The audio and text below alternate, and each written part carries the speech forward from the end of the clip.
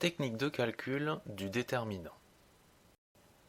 Dans la précédente vidéo, nous avons vu que le calcul du déterminant d'une matrice de grande taille était un travail très fastidieux. Nous aimerions donc disposer de techniques alternatives pour aller plus vite dans ces calculs. Ce sont ces techniques que je vais vous présenter ici.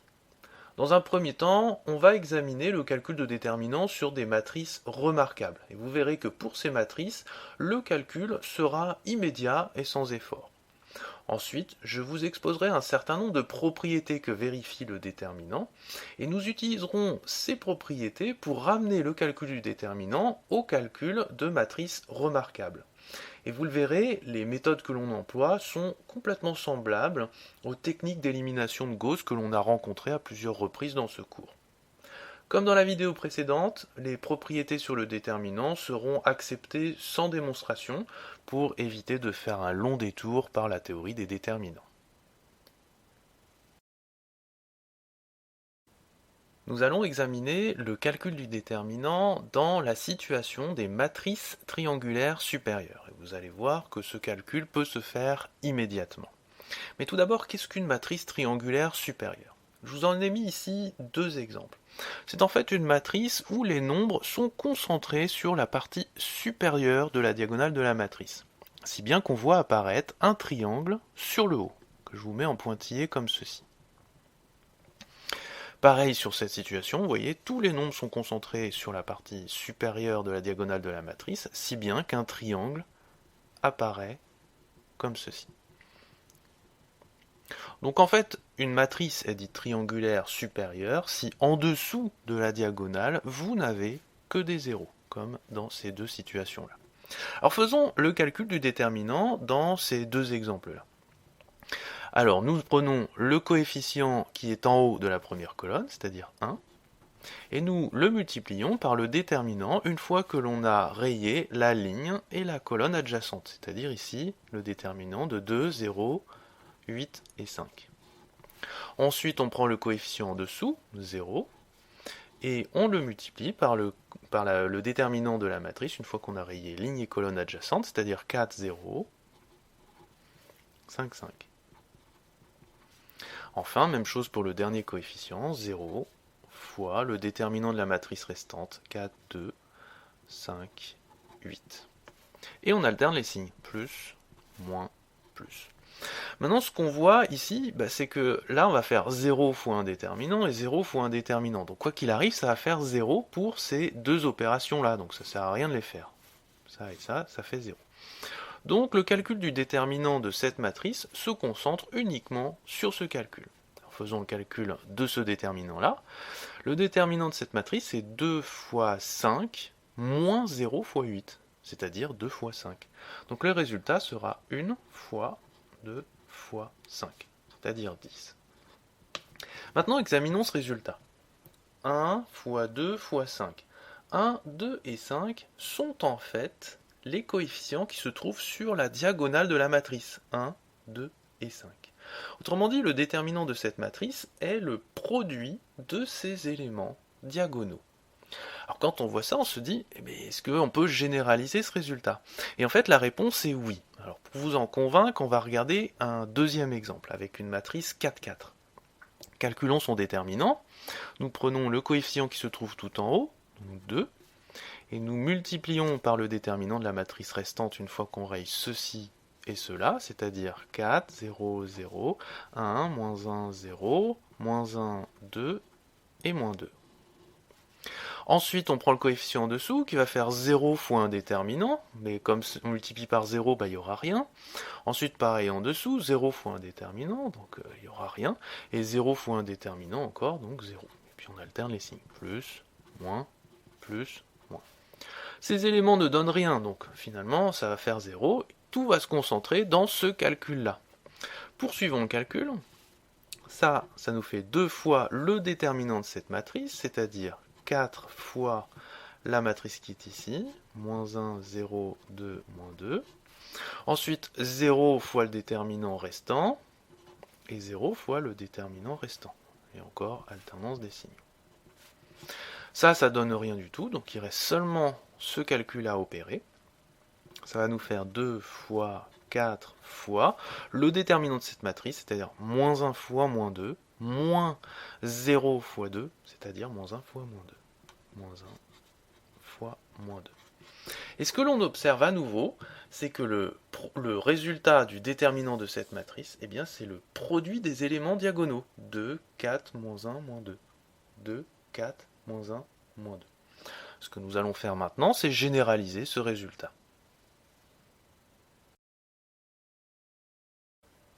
La généralisation de ce que nous venons de voir à la forme suivante. Donc si vous prenez une matrice carrée de taille nn, qui est triangulaire supérieure, c'est-à-dire que sous la diagonale, vous n'avez que des zéros. Alors ici, les éléments diagonaux, je les ai appelés alpha 1, alpha 2, alpha n. Et puis au-dessus de la diagonale, vous avez des éléments quelconques. Donc j'ai décidé de ne pas les nommer et de les remplacer par des étoiles. Donc une étoile, ça veut dire vous mettez un élément quelconque. Alors le déterminant d'une matrice triangulaire supérieure, det de A, c'est le produit de ces éléments diagonaux, c'est-à-dire alpha 1 fois alpha 2 fois alpha n. Alors sachez que ce résultat peut se démontrer par récurrence sur la taille des matrices, mais que je ne ferai pas la démonstration.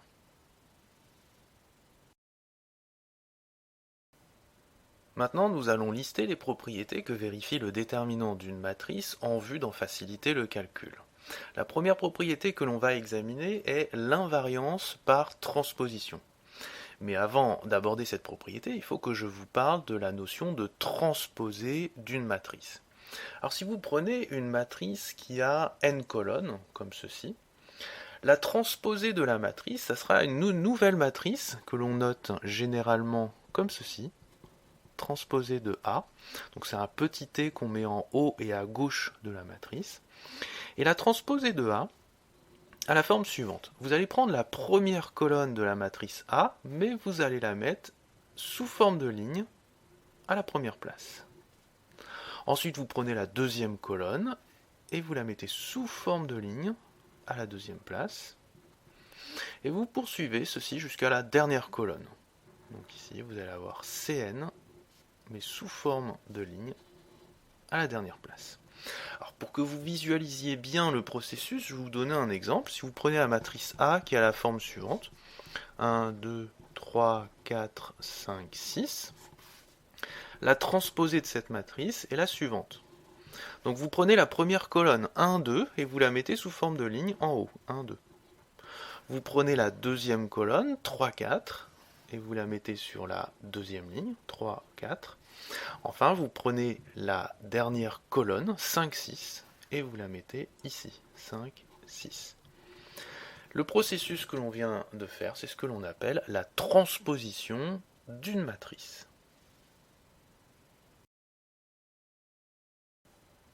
La première propriété dont nous aurons besoin est ce que l'on appelle l'invariance du déterminant par transposition. Alors qu'est-ce que ça veut dire que le déterminant est invariant par transposition ? Eh bien, ça dit la chose suivante. Si vous prenez une matrice carrée quelconque, donc A qui appartient à M, N, N de K, eh bien cette propriété dit que le déterminant de la transposée de la matrice A est égal au déterminant de A. Autrement dit, si vous transformez les colonnes de la matrice A en des lignes, eh bien le déterminant ne va pas changer.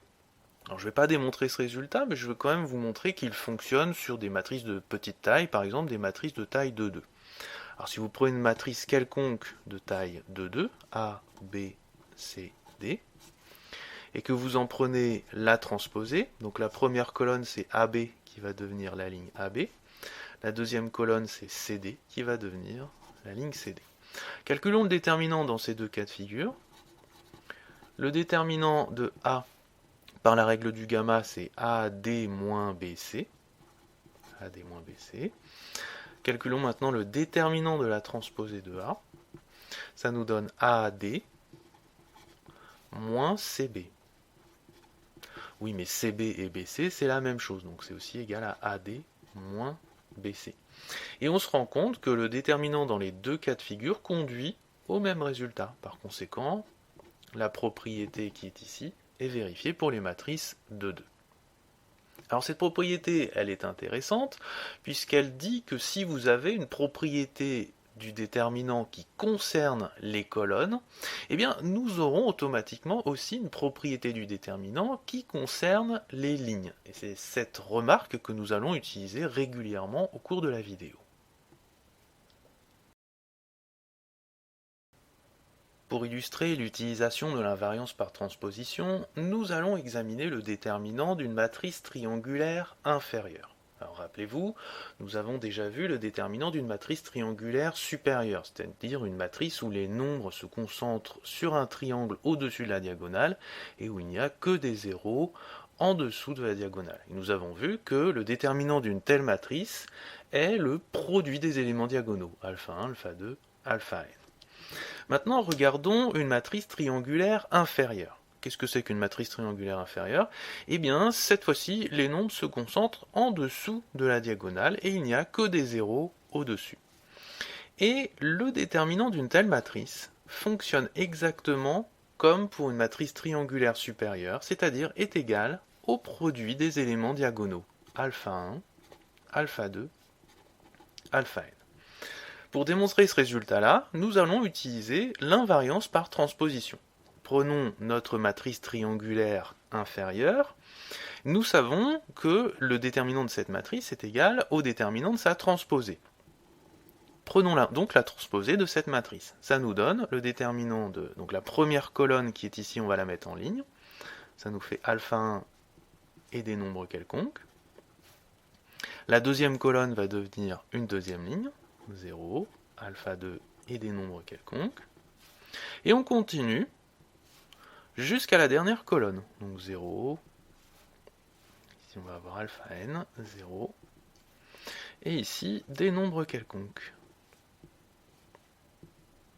Si bien que la matrice que l'on obtient en transposant cette matrice-là, c'est une matrice triangulaire supérieure. Or, nous avons vu que le déterminant d'une telle matrice est égal au produit de ses éléments diagonaux, c'est-à-dire ici, alpha 1, alpha 2, alpha n.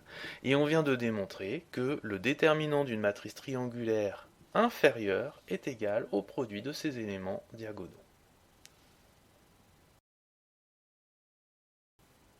Maintenant, examinons la propriété d'alternance. Cette propriété dit que le déterminant change de signe quand on permute deux colonnes de la matrice. Alors formellement, si vous prenez une matrice carrée, où on repère les colonnes sous cette forme-là, c'est un Cn, et que vous cherchez à calculer son déterminant, donc déterminant de A, ça sera quelque chose comme ceci. Vous aurez colonne 1, et puis un petit peu plus loin, vous aurez une certaine colonne I, un petit peu plus loin, une colonne J, et enfin la colonne N. Eh bien, si vous décidez de permuter la colonne I avec la colonne J, vous allez obtenir une colonne 1 à sa même place. Ensuite, la colonne J va prendre la place de la colonne I. Et la colonne I va prendre la place de la colonne J. Et enfin la colonne N. Si vous faites cette permutation de deux colonnes, eh bien, vous obtenez un signe moins devant le déterminant.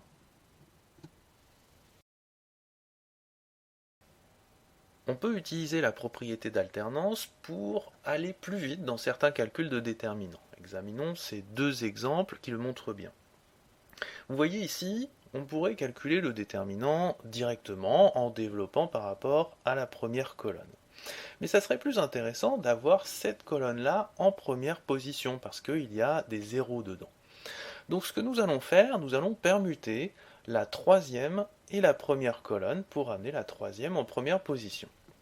Donc quand on permute leur place, ça va nous donner un signe moins devant. Donc celle-ci va être en première position, celle du milieu ne bouge pas, et la première passe en troisième position. Maintenant, faisons le calcul de notre déterminant. Ici, on va avoir moins 2 fois le déterminant une fois qu'on raye ligne et colonne, c'est-à-dire 2, 1, 2, 3. Et il n'y a rien d'autre à faire, puisque les coefficients suivants sont nuls, donc il y aura des zéros après. Ensuite, on calcule le déterminant de cette matrice de 2, donc ça fait 2 fois 3, 6, moins 2, donc 6 moins 2, ça fait 4, ça va me faire moins 2 fois 4, c'est-à-dire moins 8. Et vous voyez que très rapidement, on est parvenu à calculer le déterminant de cette matrice 3,3. Regardons maintenant un autre exemple avec une matrice 4,4. Alors là, je vous invite à mettre la vidéo sur pause et à trouver les manipulations qui permettent de gagner du temps. Alors ce que l'on voit ici, c'est que la deuxième colonne ici a beaucoup de zéros, donc on va la mettre à la place de cette colonne-là. Donc on va avoir un moins devant, 1, 0, 0, 0, 1, 2, 1, 2, et les autres, j'y touche pas, 2, 2, 0, 0, 1, 1, 1, 1. Maintenant, on va développer par rapport à cette première colonne, donc ça va nous faire moins 1 fois le déterminant une fois qu'on raye ligne et colonne. Donc 2, 1, 2, 2, 0, 0, 1, 1, 1. Arrivé ici, on se rend compte qu'il y a beaucoup de zéros ici, donc ça serait intéressant d'avoir cette deuxième colonne à la place de la première. Donc on va permuter les deux premières colonnes, ce qui va faire moins 1 fois 2, 0, 0, 2, 1, 2, 1, 1, 1. Vous voyez, changer la place de ces deux-là. Moins 1 fois moins 1, bah, ça fait plus. Et on calcule le déterminant de cette matrice. Donc ça va nous faire 2 fois le déterminant une fois qu'on raye ligne et colonne, c'est-à-dire 1, 2, 1, 1. Ce qui nous fait 1, moins 2 fois 1, moins 1, donc moins 2. Et on est parvenu, relativement rapidement, à trouver le déterminant de cette matrice 4, 4.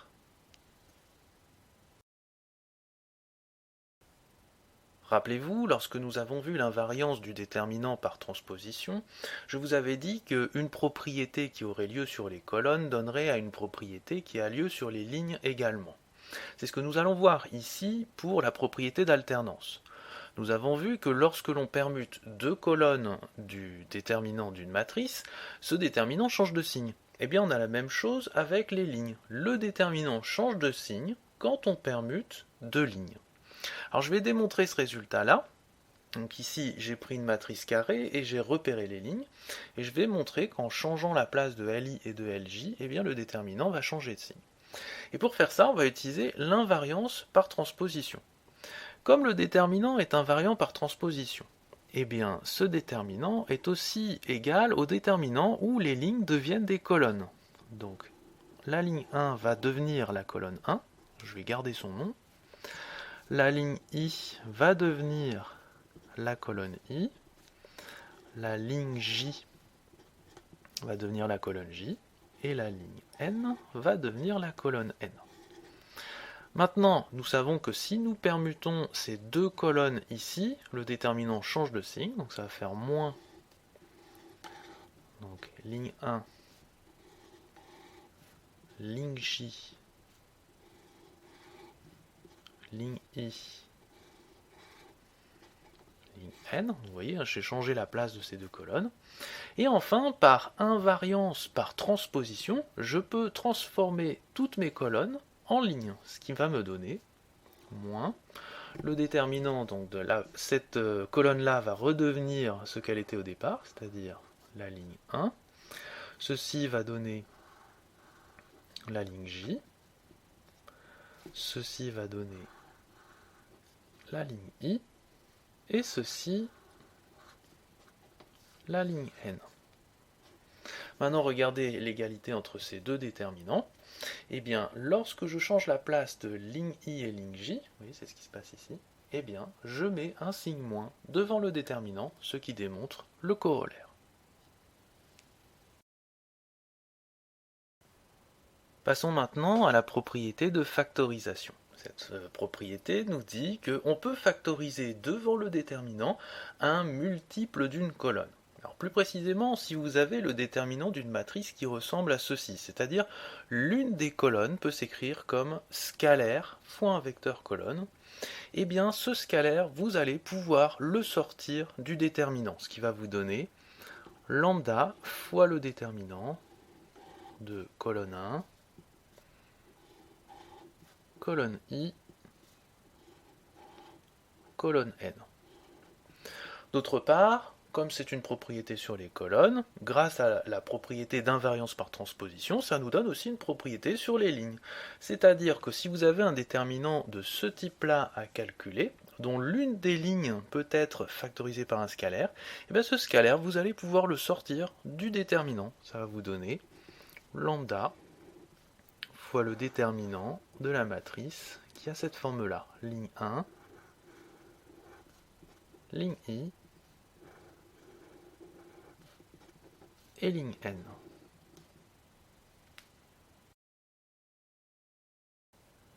Regardons la propriété de factorisation sur quelques exemples. Regardez par exemple ce premier déterminant. Sur la deuxième colonne, ici, nous pourrions très bien la factoriser par 1/2.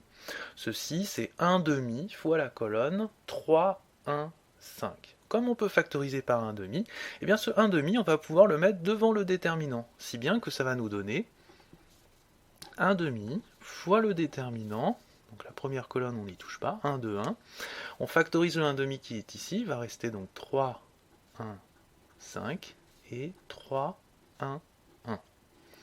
Et l'intérêt de faire ça ici, vous voyez, c'est qu'on se débarrasse des fractions qui sont à l'intérieur de la matrice. Et vous le savez, parfois les fractions, c'est un petit peu pénible à gérer dans les calculs. Regardons une deuxième situation avec ce deuxième déterminant. Regardez, dans la première colonne, je peux tout factoriser par 2. C'est 2 fois la matrice 1, 2, 1. Donc je vais pouvoir mettre un 2 en facteur, ce qui va me donner 1, 2, 1. Sur la deuxième colonne, je peux tout factoriser par 6. C'est 6 fois la colonne 1, 2, 0. Donc je factorise à nouveau, ce qui va me donner 1, 2, 0. Et la troisième colonne, je peux la factoriser par 1 tiers cette fois-ci. Donc 1 tiers. Il va me rester 1, 2 et 5. Enfin, ces factorisations peuvent aussi se faire sur les lignes. Alors, regardons ce qui se passe dans cet exemple. Toute cette ligne peut se factoriser par 2. C'est 2 fois la ligne 1, 1, 1. Si bien que je vais avoir 2 avec 1, 1, 1 en haut. Cette ligne, je peux la factoriser par 1 huitième. Donc 1 huitième, 1, 3, 7. Et puis celle-ci, bon, il n'y a pas de facteur vraiment utile, donc on va la laisser telle qu'elle. 1, 2, 3.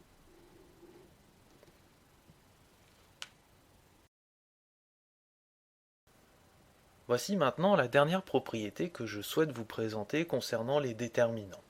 C'est une propriété qui ressemble trait pour trait à une propriété qu'on a vue pour l'espace vectoriel vect. En effet, on avait vu que dans un vect, si on prenait un vecteur et qu'on lui ajoutait un multiple d'un autre vecteur dans le vect, eh bien l'espace vectoriel vect restait inchangé. Eh bien, on a quelque chose d'analogue pour les déterminants. Si vous prenez le déterminant de cette matrice où j'ai étiqueté les colonnes, et si vous prenez la colonne I et que vous décidez de lui ajouter un multiple de la colonne J, si bien que ça va donner la nouvelle matrice qui se trouve ici. Eh bien, en faisant cette opération-là, le déterminant, lui, ne va pas changer. Il y a donc égalité entre ces deux déterminants. En d'autres termes, on ne change pas un déterminant en ajoutant à une colonne un multiple d'une autre colonne. De plus, par invariance du déterminant par transposition, eh bien cette propriété est aussi vraie sur les lignes, c'est-à-dire que vous pouvez prendre une ligne, lui rajouter un multiple d'une autre ligne, comme j'ai fait ici, eh bien le déterminant, lui, ne changera pas. Alors cette propriété va être cruciale pour être capable de calculer des déterminants un peu plus rapidement que ce que l'on a vu jusqu'à maintenant. Maintenant, je vais vous montrer comment il est possible de calculer un déterminant sans être obligé de développer par rapport à la première colonne. Et vous allez le voir, cette méthode est complètement semblable à la méthode d'élimination de Gauss et s'appuie sur la dernière propriété que je vous ai donnée qui dit qu'on ne change pas un déterminant si on ajoute à une ligne un multiple d'une autre ligne. Alors je vous montre ça sur cet exemple. Considérons donc ce déterminant. Je vais fixer la première ligne, comme on l'a fait pour les systèmes linéaires en faisant la méthode de Gauss. Ça sera notre ligne pivot. Je vais essayer de faire disparaître ceci. Or, je sais que si je prends une ligne dans un déterminant et que je lui rajoute un multiple d'une autre ligne, ça ne va rien changer. Eh bien, je vais prendre cette ligne-là et lui rajouter celle-ci, si bien que j'aurai moins 1 plus 1 et donc 0. Donc je vais faire ligne 2 plus ligne 1. Donc j'additionne les deux ici, ça fait 0. J'additionne les deux ici, ça va me faire moins 1.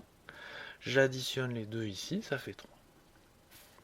Maintenant, je vais essayer d'éliminer ce terme-là, ce 2. Donc je vais faire la ligne 3, et je vais lui rajouter moins 2 fois ceci. Donc plus moins 2, ligne 1. Donc en faisant ceci, ça fait 2 moins 2, donc 0. 5 moins 4, c'est-à-dire 1. Et 1 moins 2, c'est-à-dire moins 1. Alors, arrivé ici, je pourrais très bien commencer à faire mon calcul de déterminant en développant, puisque c'est pas mal, il y a des zéros. Mais je vais continuer l'idée. Cette fois-ci, je vais éliminer ceci, toujours avec ma propriété d'ajout de lignes. Donc je vais fixer mes deux premières lignes, comme les pivots de Gauss pour les systèmes linéaires. Et cette fois-ci, pour faire disparaître ce 1, eh bien, je vais ajouter à la ligne 3 la ligne 2. Donc je vais faire ligne 3 plus ligne 2. Donc ça va faire 0 plus 0, 1 moins 1, 0, moins 1 plus 3, 2. Et regardez ce que j'obtiens au final. J'obtiens une matrice triangulaire supérieure. Et je sais que le déterminant d'une matrice triangulaire supérieure, c'est le produit de ces éléments diagonaux. Donc ici, ça va faire 1 fois moins 1 fois 2. C'est-à-dire que le déterminant vaut moins 2. Et vous voyez, par cette méthode, je n'ai pas été obligé de développer le long de la première colonne.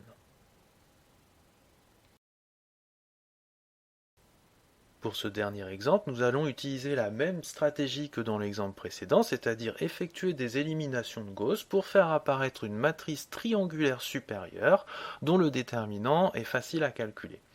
Mais vous allez voir que ici, pour faire une élimination de Gauss, nous aurons besoin de multiplier une ligne par un nombre. Et on ne peut pas faire les choses comme pour un système linéaire, parce qu'il y a des règles du jeu spécifiques pour un déterminant. Alors je vous rappelle cette règle que j'ai appelée règle de factorisation. Lorsque vous avez une ligne qui peut se factoriser par un scalaire, ce scalaire, vous pouvez le sortir du déterminant. Eh bien, on va utiliser cette règle, mais à l'envers, c'est-à-dire on va faire apparaître le scalaire qui nous intéresse et le faire rentrer dans le déterminant pour multiplier la ligne qui nous intéresse.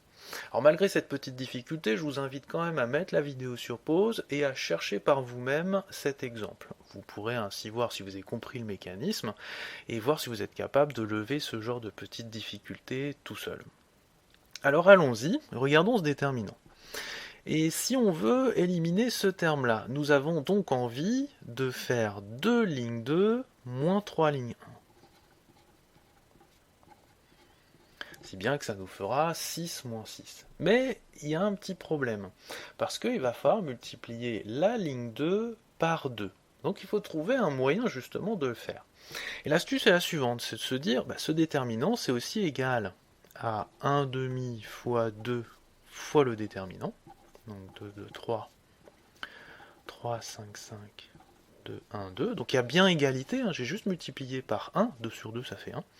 Et le 2 que j'ai fait apparaître artificiellement, eh bien je vais pouvoir le rentrer dans le déterminant et multiplier la ligne qui m'intéresse, c'est-à-dire ici la deuxième. Donc ça va faire 1 demi,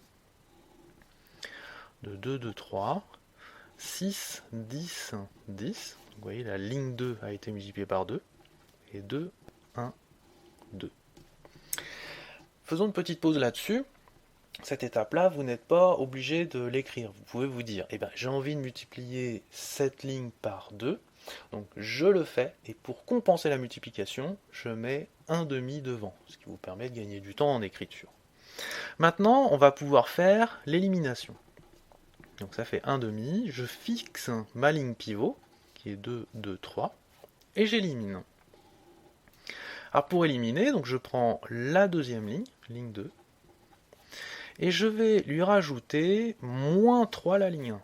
Donc plus, moins 3, ligne 1.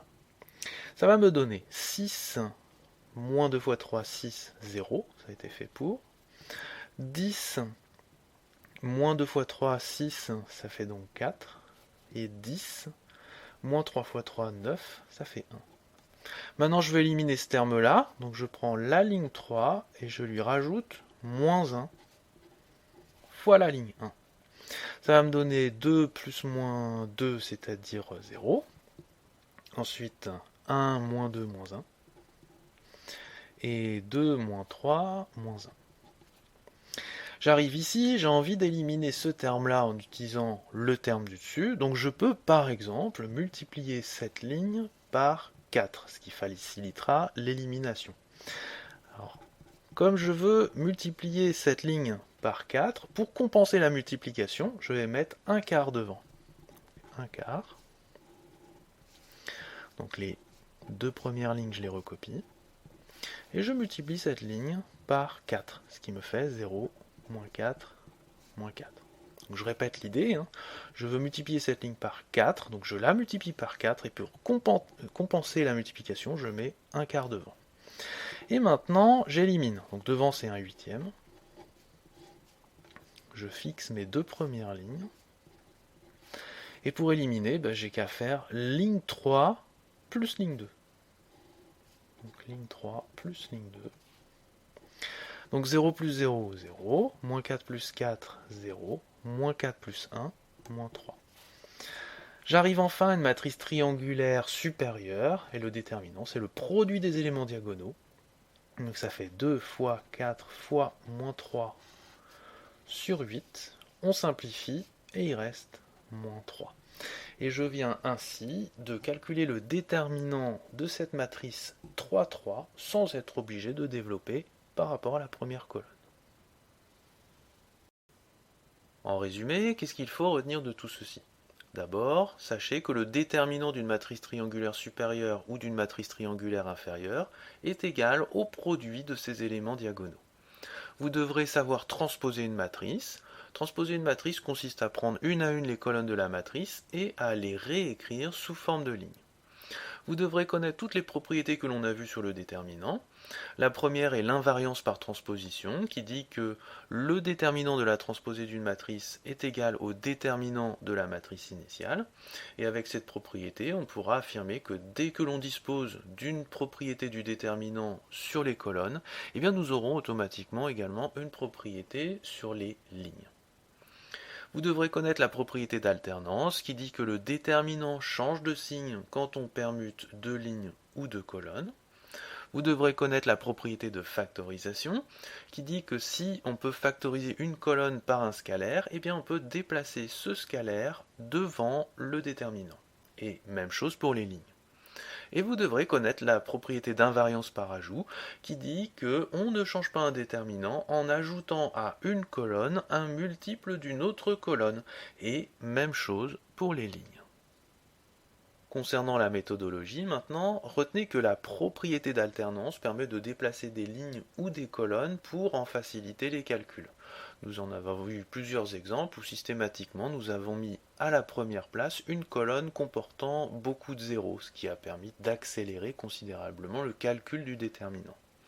Retenez également que l'on peut calculer un déterminant en utilisant des éliminations de Gauss, avec l'idée de se ramener à une matrice triangulaire dont, vous le savez maintenant, le déterminant est très facile à calculer. Mais attention, les éliminations de Gauss dans le cadre des déterminants sont un petit peu plus délicates à manier que dans le cadre des systèmes linéaires. Par exemple, lorsque vous voudrez multiplier une ligne par un scalaire, vous utiliserez la propriété de factorisation, suivant le schéma suivant. Donc vous prenez votre ligne, vous la multipliez par le scalaire, mais pour compenser la multiplication, il faudra mettre 1 sur le scalaire devant le déterminant. Et puis pour faire une élimination, vous utiliserez la propriété d'ajout, c'est-à-dire vous allez prendre une ligne et lui rajouter un multiple approprié d'une autre ligne pour faire apparaître un 0. Cette technique est bien plus efficace que le calcul direct pour les matrices de grande taille. Mais pour les matrices de petite taille, il est certainement préférable de faire le calcul directement.